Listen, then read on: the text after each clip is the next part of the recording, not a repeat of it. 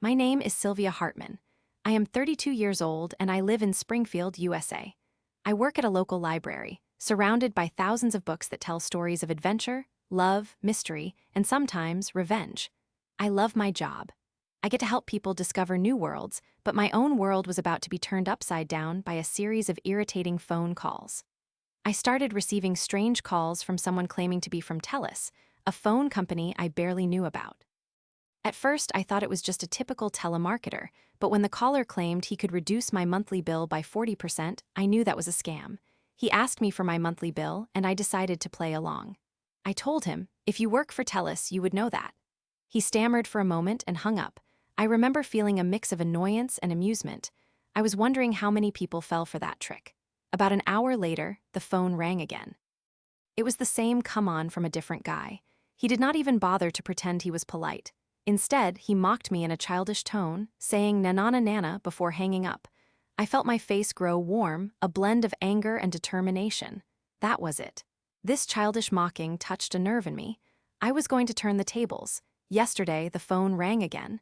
It felt like I had been waiting for this opportunity. I took a deep breath and answered. It was the same old pitch about reducing my monthly bill. This time, I decided to waste as much of their time as I possibly could. I told him my last bill was only $2.15. He quickly shot back that my bill needed to be at least $20 a month to qualify for anything. I pretended to look for my previous month's bill and said, "Oh, it was $42. Doesn't that qualify me?" I made sure to sound incredibly sincere. I could feel the annoyance on the other end of the line. I pushed further, acting like I was an elderly woman who barely understood what was going on.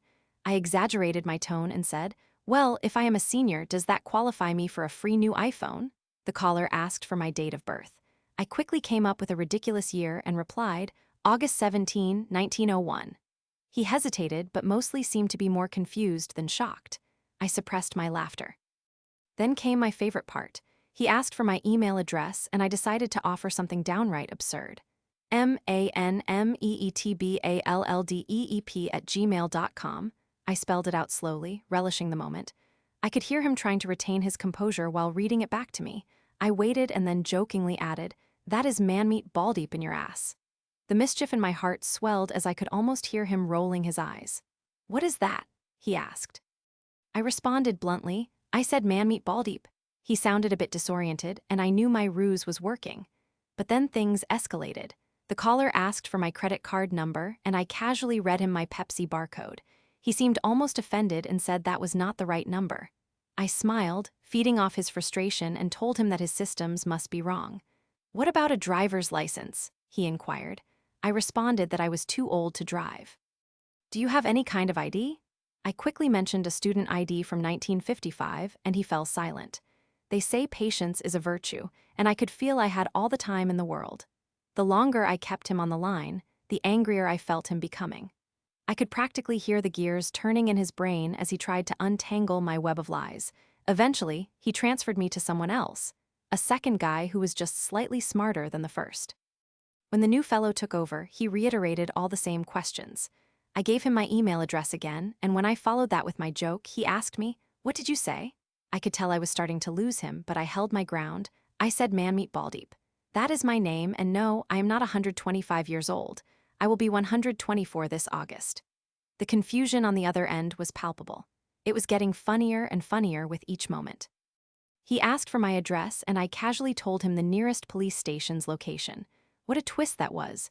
Then he insisted on my credit card number again, but I offered up my barcode one more time. "Oh yes, it starts with the number 4. His reply was incredulous, "But that is only 13 numbers. I think you're wasting my time, sir." I decided to drop the facade just a little, and with the utmost satisfaction replied, "You are damn right I am." In that moment, I felt like a queen. My heart raced, and I realized this little game was about so much more than just my annoyance. These scammers prey on innocent victims every day. For once, I wanted them to bemoan the day they called me. After our little back and forth, I could feel the frustrations building, while all the while I was sitting back in my comfortable chair at home, relishing every single minute of their confusion. The calls eventually ceased, but my heart felt lighter than it had in days. I had taken a stand against something that had been bothering me for ages. The thrill had filled me with a fire I had forgotten existed. I thought about it for days after. It seemed like the weirdest kind of satisfaction. Eventually, though, a strange thing happened. My phone rang again, and this time, when I saw the number, I picked up. Instead of the usual pitch, a voice said, "Hey, is this Sylvia?" It was the original caller, and he sounded almost terrified. "You have been flagged for wasting company time." "We cannot allow this." My pulse quickened. I could not help but chuckle. "Good," I shouted. "Call me again, and I might just have more fun wasting your time." After a pause, I realized I did not just reclaim my power, I embodied it. From that day forward, whenever the phone rang, I began answering calls with confidence, knowing that I had stood up to the irritating annoyances in life. I didn't change my number, and I was far from afraid of the next call. Life continued in Springfield, and I found joy in embracing every annoying, little inconvenience that came my way.